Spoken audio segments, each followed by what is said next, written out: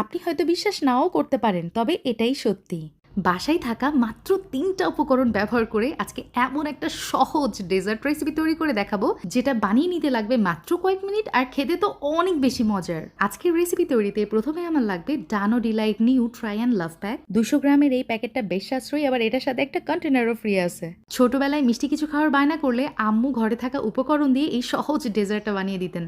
আচ্ছা, আপনাদেরও কি এমন অভ্যাস আছে ঘরে থাকা 2-3টা উপকরণ দিয়ে ঝটপট নতুন কিছু বানিয়ে নেওয়ার? তাহলে কিন্তু আপনি Dano delight try and love pack new dessert mania কন্টেস্টে অংশগ্রহণ করে জিতে নিতে পারেন ওদের নেক্সট লাইভে ফিচার হওয়ার সুযোগ। আরও বিস্তারিত জানতে আমার কমেন্ট বক্স চেক করতে ভুলবেন না।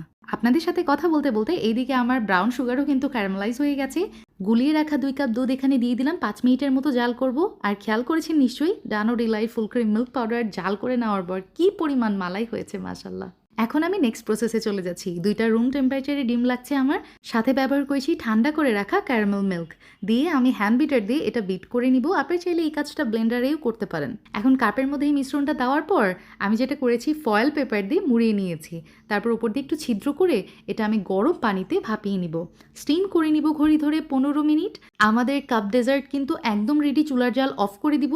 আর এটা কমপ্লিটলি রুম টেম্পারেচারে আসলে আমি একটু ফ্রিজে রেখেছিলাম ঠান্ডা করার জন্য, কারণ এই ডেজার্টটা ঠান্ডা হলেই বেশি মজা লাগে খেতে। দেখতেই পাচ্ছেন কত সুন্দর করে সেট হয়ে গেছে। ড্রাই ফ্রুটস দিয়ে গার্নিশ করতে পারেন আমার মতো। ঘরে থাকা মাত্র 3টা